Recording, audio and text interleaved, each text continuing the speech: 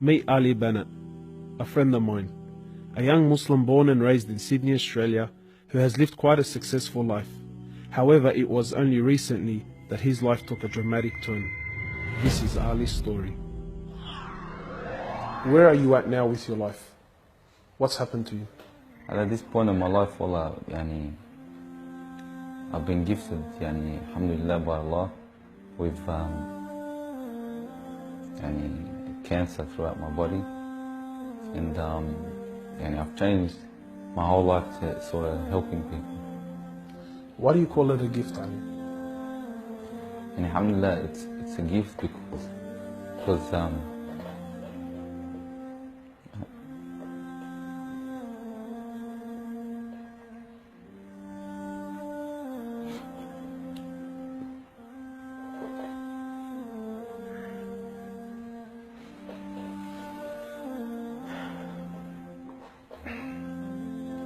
and it's a gift because Allah's given me a chance to change.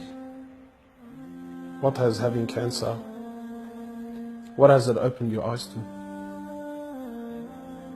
SubhanAllah, everything in life, even the smallest gift, like breathing fresh air.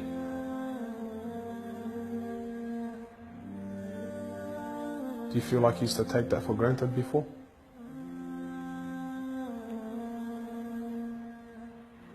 How long have you had cancer?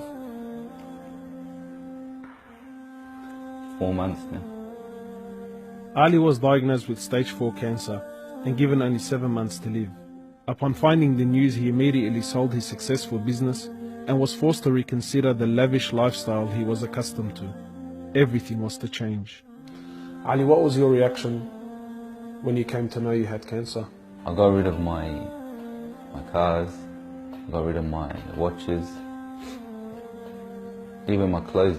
I took them with me overseas and I gave them to a lot of people up there. So I wanted to try to leave this world without anything. So you were on a mission to get rid of your dunya. It wasn't until Ali invited us into his room that we truly understood the luxurious lifestyle that he was living and the extent of the sacrifice that he was making. What's all this, Ali? Talk to me, explain this. It's a bracelet, costs about $60,000. $60,000. Yeah. What do you have in these boxes now? They're all my shoes, alhamdulillah. Louis Vuitton? All Louis Vuitton. How much is something like this worth, Ali?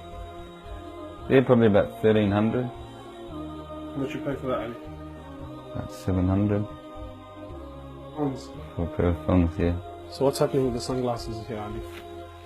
I just like collecting different sunglasses. Yeah? I've got rid of a lot of them. I gave them to a couple of brothers in Africa, alhamdulillah. So you're telling me there's a kid in Africa that's walking around with Louis Vuittons and... Can I try one of these hats on? I've only mentioned them in my talks like 100 times. You can try the red one on. It's limited edition one. Barakallah. What do you reckon else? Sheikh Gucci. Ali's interest in the dunya has left him abruptly and no longer holds a place in his heart. So Ali, what do you feel now, like when you look at this?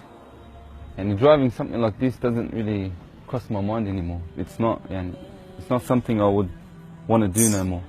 After someone tells you, or you find out that you're sick, or you haven't got much time in this life, wallah, this is the last thing you would want to chase. And this is how we should be living our life every day. A car like this, people would love to be in it, people would love to own it, people would love to drive it. Wallah, they're going for the wrong goals.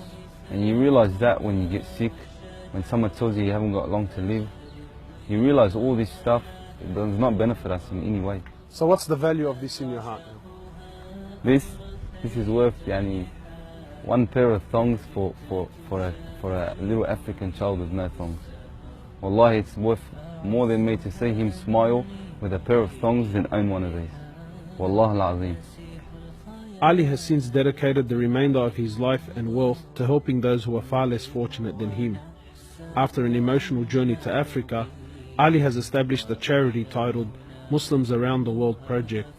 The organization wasted no time in the construction of a masjid and a school in Africa to serve as an ongoing charity for him when he finally has to depart this world.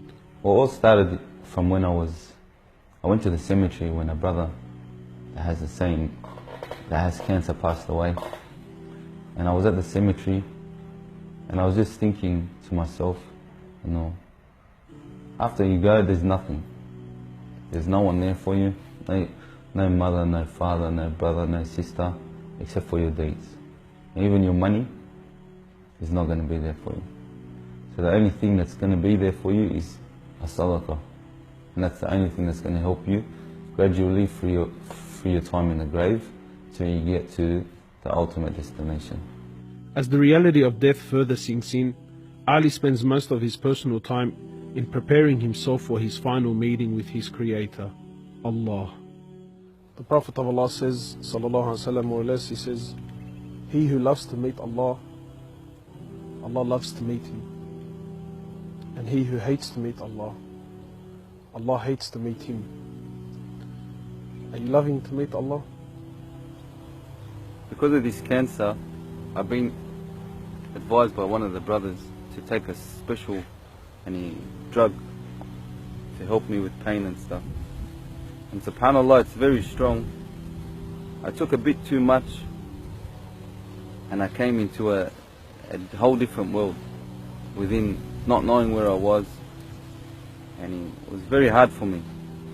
And subhanAllah, I actually seen things I've never seen before.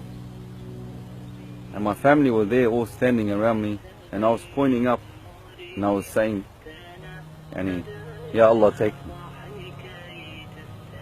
me. And it was that beautiful what I was seeing, I just wanted to go.